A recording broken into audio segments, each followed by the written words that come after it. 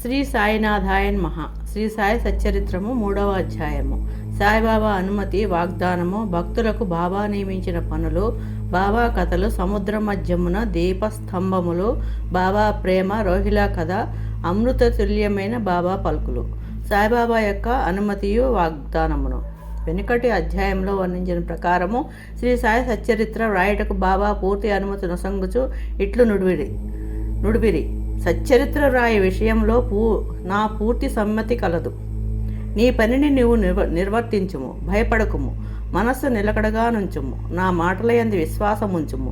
నా లీలలో వ్రాసినచో నవిద్య అంతరించిపోవును. శ్రద్ధాభక్తులతో వారిని వినిన వారికి ప్రపంచమందు వ్యామోహము క్షీణించును, బలమైన ప్రేమ భక్తి కెరటములు లేచును.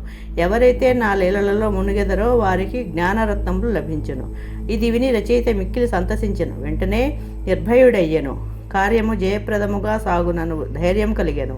అటు పైన మాధవరావు దేశపాండే వైపు తిరిగి బాబా ఇట్లనెను: ప్రేమతో నా మనము నిశ్చరించిన వారి కోరికలన్నీ నెరవేర్చెదను, వారి భక్తిని హెచ్చరించెదను, వారి నన్ని దిశలందు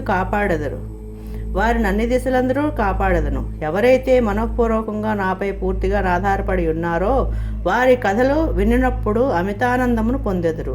నా లీలలను గానము చేయవారికి అంతులేని ఆనందమును, శాశ్వతమైన తృప్తిని ఇచ్చేదనని నమ్ముము. ఎవరైతే నన్ను శరణు వేడెదరో, భక్తి విశ్వాసములతో నన్ను పూజించెదరో, నన్నే స్మరించెదరో, నా రూపమును తన మనస్సును నిలుపుకునేదరో వారిని దుఃఖ బంధనముల నుండి తప్పింతును.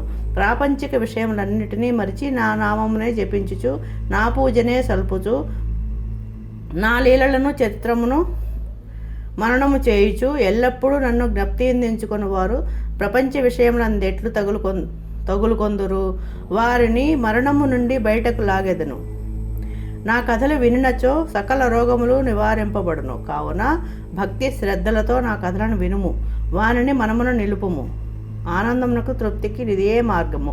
నా భక్తుల యొక్క గర్వాహంకారములు నిష్క్రమించును.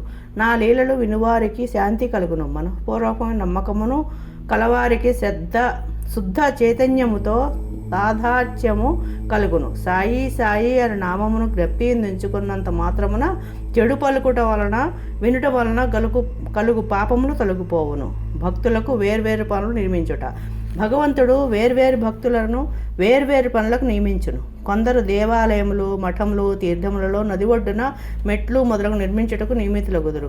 భగవంతుల లీలలను పాడుటకు కొందరు నియుక్తులగుదురు. కొందరు తీర్థయాత్రలకు పోవుదురు. సచ్చరిత్ర రచన నాకు నియమించబడినది. విషయ జ్ఞానము శూన్యమొకటచే నీ పని నా అర్హతకు మించినది అయినచో ఇంత కఠినమైన పని నేనెందుకు ఆమోదించవలను? సాయిబాబా జీవిత చరిత్రను వర్ణింపగల వారెవ్వరు? సాయి యొక్క కరుణయే ఇంత కఠిన కార్యమును నెరవేర్చే శక్తిని నాకు ప్రసాదించినది. నేను చేత కలము పట్టుకొనగానే సాయిబాబా నా అహంకారమును అపహరించి వారి కథలను వారే వ్రాసుకొనిరి కనుక ఈ గ్రంథము రచించిన గౌరవము సాయిబాబాకే చెందును గాని నాకు కాదు.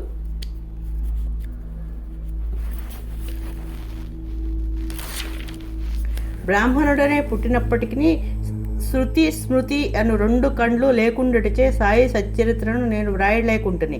కానీ భగవంతుని అనుగ్రహము మోగవారిని మాట్లాడునట్లు చేయును, కుంటివారిని పర్వతము దాటునట్లు చేయును. తన ఇచ్ఛానుసారము పనులు నెరవేర్చుకును చాతుర్యము ఆ భగవంతునికే కలదు. హార్మోనియమునకు గాని వేణువునకు గాని ధ్వనులు ఎట్లు వచ్చుచున్నవో తెలియదు, కానీ వాయించువానికే తెలియను. చంద్రకాంతము ద్రవించుట, సముద్రం ఉప్పొంగుట వాని వల్ల జరగవు, అవి చంద్రోదయము వల్ల జరుగును. బాబా కథలు దీపస్తంభములు. సముద్ర మధ్యమందు దీపస్తంభములుండును. పడవలపై పోవువారు ఆ వెలుతురులతో రాళ్ళు రప్పల వల్ల కలుగు హానులను తప్పించుకొని సురక్షితంగా ప్రయాణింతురు. ప్రపంచమును మహాసముద్రములో బాబా కథలను దీపములు దారిచూపును. అవి అమృతము కంటే తీయగా నుండి ప్రపంచ యాత్ర చేయి మార్గమును సులభముగాను సుగమముగాను చేయును. యోగీశ్వరుల కథలు పవిత్రములు.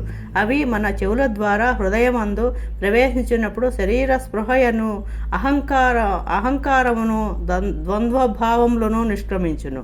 మన హృదయమందు నిల్వయుండిన సందేహములు పటాపంచలైపోవును. శరీర గర్వము మాయమైపోయి కావలసినంత జ్ఞానము నిల్వ చేయబడును. శ్రీ సాయిబాబా కీర్తి వర్ణనలు ప్రేమతో పాడిన గాని వినిన గాని భక్తుడి పాపములు పటాపంచలగును. కాబట్టి ఇవియే మోక్షమునకు సులభ సాధనములు.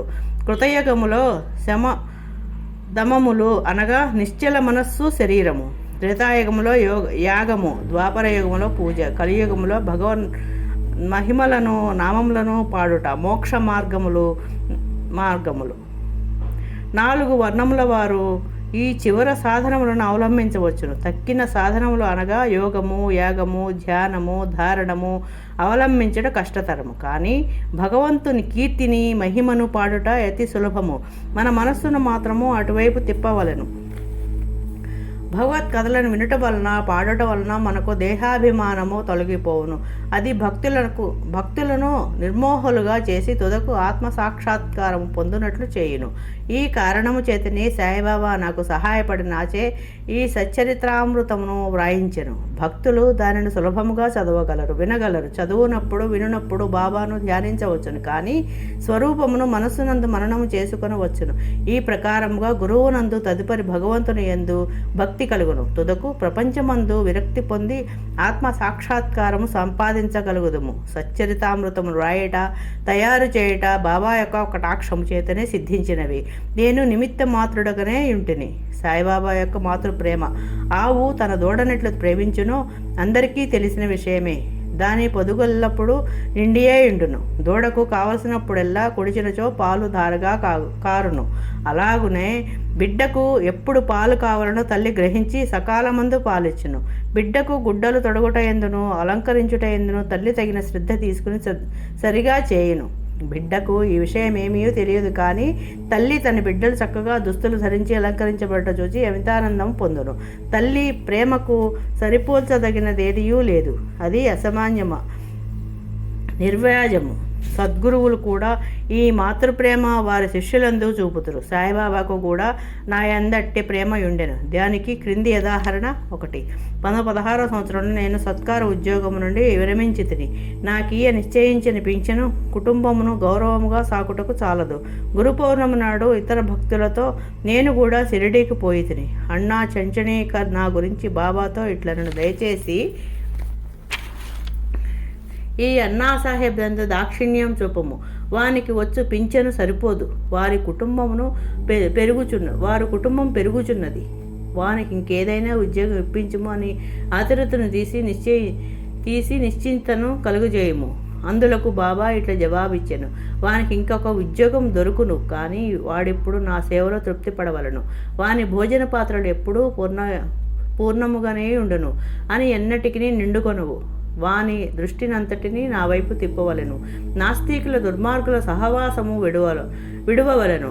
అందరి ఎడల అణకువ నమ్రతలుండవలను. నన్ను హృదయపూర్వకంగా పూజించవలెను. వాడిట్లు చేసినచో శాశ్వతానందమును పొందును. నన్ను పూజింపుడను దానిలోని ఈ నన్ను అనగా ఎవరు అన్ను ప్రశ్నకు సమాధానము ఈ గ్రంథం యొక్క ఉపోద్ఘాతంలో సాయిబాబా ఎవరు అను శీర్షిక కింద చెప్పిన దానిలో విశదీకరించబడి ఉన్నది చూడుడు. రోహిలా కథ విన్నచో బాబా ప్రేమ ఎట్టిదో బోధపడను. పొడుగాటి వాడును పొడుగైన చొక్కా తొడిగిన వాడును బలవంతుడు నాకు రోహిలా ఒకడు బాబా కీర్తి విని ఆకర్షితుడై షిరిడీలో స్థిర నివాసం ఏర్పరచుకునేను. రాత్రింబగళ్ళు ఖురాన్లోని కల్మాను చదువుతూ అల్లాహు అక్బర్ అను ఆబోతురంకి వేయినట్లు బిగ్గరగా నడుచుచుండెను. అందువల్ల పగలంతయో పొలములో కష్టపడి పనిచేసి ఇంటికి వచ్చిన షిరిడీ ప్రజలకు రాత్రి నిద్రాభంగమును సౌకర్యమును కలుగుచుండెను. కొన్నాళ్ల వరకు వారు దీన్ని నోర్చుకునేది. తుదకు ఆ బాధ నొరవలేక బాబా వద్దకేగి రోహిలా అరుపుల నాకుమని బతిమాలిరి. బాబా వారి ఫిర్యాదును వినకపోవటయే కాక వారిపై కోపించి వారి పనులు వారు చూసుకొనవలసిందే కానీ రోహిలా జోలికి పోవద్దని మందలించిరి. రోహిలాకు ఒక దౌర్భాగ్యపు భార్య కలదనియు ఆమె గయ్యాళి అనియు ఆమె వచ్చి రోహిలాను తనను బాధపెట్టుచున్నదనియు రోహిలా ప్రార్థనలు విని ఆమె ఏమీ చేయలేక ఊరకయుండుననియు బాబా చెప్పెను. నిజముగా రోహిలాకు భార్యయే లేదు, భార్య అనగా దుర్బుద్ధి అని బాబా భావము. బాబాకు అన్నిటికంటే దైవ ప్రార్థనల యందు మిక్కుట మగు ప్రేమ అందుచే రోహిల తరపున వాదించి ఊరిలోని వారి నోపికతో నోర్చుకొని ఆ అసౌకర్యమును సహింపవలసిందనియు నది త్వరలో తగ్గుననియు బాబా బుద్ధి చెప్పాను. బాబా యొక్క అమృత తుల్యముకు పలుకులు. ఒకనాడు మధ్యాహ్న హారతి అయిన పిమ్మట భక్తులందరూ తమ తమ బసలకు పోవుచుండ్రి. అప్పుడు వారికి బాబా ఈ క్రింది చక్కని ఉపదేశం ఇచ్చిరి. మీరెక్కడ నున్నను ఏమి చేయుచున్నను నాకు తెలియనని బాగా జ్ఞాపకముందుంచుకొనడు. నేనందరి హృదయముల పాలించువాడను, అందరి హృదయములను నివసించువాడను. నేను ప్రపంచమందు గల చరాచర జీవకోటిని ఆవరించి ఉన్నాను. ఈ జగత్తును నడిపించువాడను. సూత్రధారిని నేనే జగన్మాతను. త్రిగుణముల నా సామరస్యమును నేనే. ఇంద్రియ చాలకుడను నేనే. సృష్టి స్థితి కారకుడను నేనే. ఎవరైతే తమ దృష్టిని నా వైపు తిప్పేదరో వారికి హాని కానీ బాధ కానీ కలగదు. నన్ను మరచిన వారిని మాయ శిక్షించును. పురుగులు, చీములు తదితర దృశ్యమాన చరాచర జీవకోటి ఎంతయో నా శరీరమే, నా రూపమే. ఈ చక్కని అమూల్యమైన మాటలు విని వెంటనే నా మనసులో ఏ నౌకరీ కొరకు ప్రయత్నించగా గురుసేవలోనూ నిమగ్నముగుటకు నిశ్చయించుకుంటుని. కానీ అన్నా చెంచనీకర ప్రశ్నకు బాబా చెప్పిన సమాధానము నా మనసునందుండెను. అది జరుగునా లేదా అని సందేహం కలుగుచుండెను. భవిష్యత్తులో బాబా పలికిన పలుకులు సత్యములైనవి. నాకొక సర్కారు ఉద్యోగం దొరికిన, కానీ అది కొద్ది కాలం వరకే. అటు పిమ్మట వేరే పని ఏదియూ చేయక శ్రీ సాయి సేవకు నా జీవితమంతయో సమర్పించితిని. ఈ అధ్యాయమును ముగించబో ముందు చదువులకు నేను చెప్పునదేమన్నా బద్ధకము, నిద్ర, చంచల మనసు, దేహాభిమానము మొదలగు వారిని విడిచి వారు తమ యావత్తు దృష్టిని సాయిబాబా కథల వైపు త్రిప్పవలెను. వారి ప్రేమ సహజంగా నుండవలను. వారు భక్తి యొక్క రహస్యమును తెలుసుకుందురుగాక. ఇతర మార్గములు అవలంబించి అనవసరంగా అలసిపోవద్దు. అందరూ ఒకే మార్గం త్రొక్కుదురుగాక, అనగా శ్రీ సాయి కథలను విందురుగాక. ఇది వారి అజ్ఞానమును నశింపజేయును, మోక్షమును సంపాదించి పెట్టెను. లోభి ఎక్కడ ఉన్నప్పటికీ వాని మనస్సు తాను పాతిపెట్టిన సొత్తునందే ఎండునట్లు బాబాను కూడా నెల్లరూ తమ హృదయములందు స్థాపించుకొందురుగాక. 3వ అధ్యాయం సంపూర్ణము. సద్గురు శ్రీ సాయినాథార్పణమస్తు. శుభం భవతు.